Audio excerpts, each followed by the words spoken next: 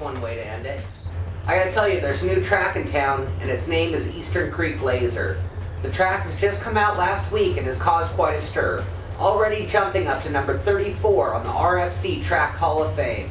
This track is laser scanned, making it a first for RFactor. On the day of this track's release, our very own Len Okell was there to talk to Brenden about the process. Hey, I'm Len Okell for ISR, and we've got a very special guest today. We've got Brenden. A lot of you guys know him as Pity. He's the founder and the maker of Bob's Track Builder, and we've got something very, very special to announce to you guys today for RFactor. So Brenden, what have you got to announce for us today? Well, a couple of months ago I took to a racetrack and took a laser scanning device around the racetrack, and today we're releasing that track for the RFactor community to run on. Excellent stuff. Now, I've had a quick look at this track, guys, and you are not going to believe it. It is incredible. So Brenden, just ask you a couple of quick questions here. Sure. So how did you get into this sort of stuff?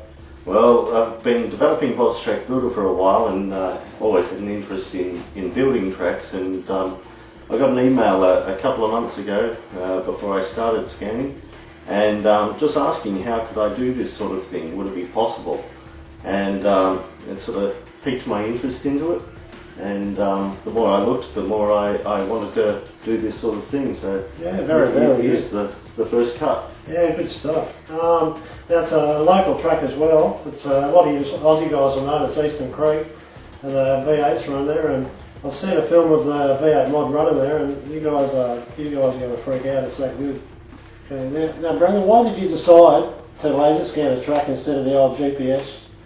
Well, laser scanning can get the accuracy right down to within centimetres, depending on the laser that you use. GPS, it's still, well, even the best of the GPS systems are good for a metre or so, but it's not going to give you the accuracy across your track.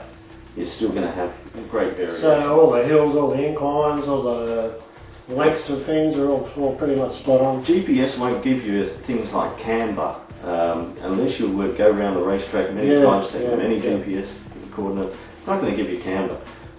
With the laser scanner, they give you a point cloud data. They give you millions of points, and then I've literally just coded Bob's Track Builder to lay down a track over those points, and the track just comes to life. Okay, so what sort of costs are involved in this? Depends on the laser scanner you want to use. This is a proof of concept trial for me, so I pretty much used the cheapest laser scanner I could, which is in the thousands of dollars. But you can spend $10,000 more hiring a laser scanner to do a week. The scanners themselves cost hundreds of thousands of dollars if you want to get into it seriously. So hopefully future projects are going to be sponsored, and we can use the best laser technology that we can get. Excellent, excellent. Yep. So Brenden, you don't have any background in laser scanning at all? No, this was all fresh and new to me.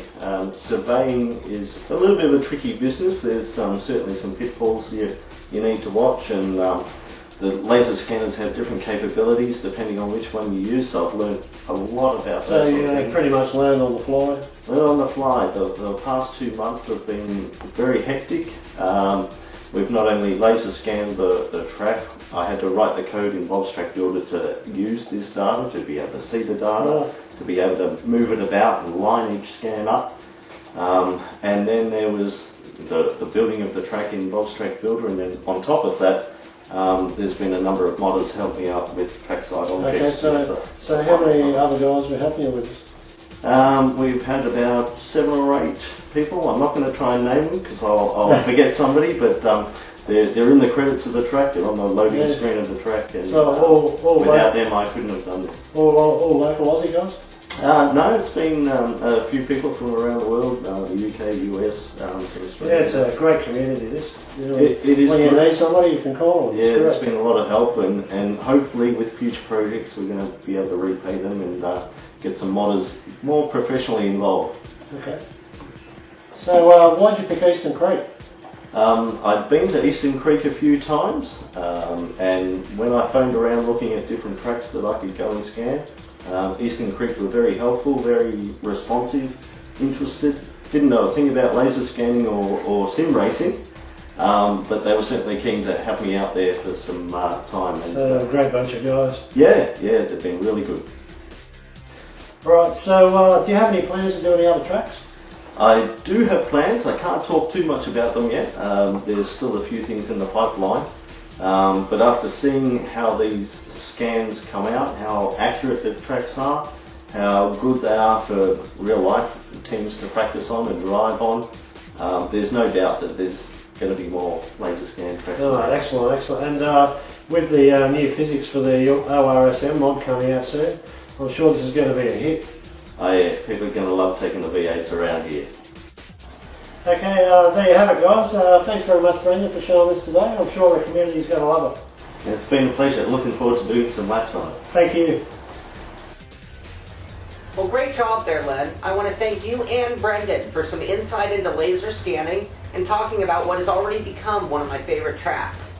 If you haven't already done so, head over to RFactor Central, take a spin on Eastern Creek Laser. It's a great track that adds new dimension to RFactor. Thanks for watching. I'm Sean Cole, and I'll see you on the track.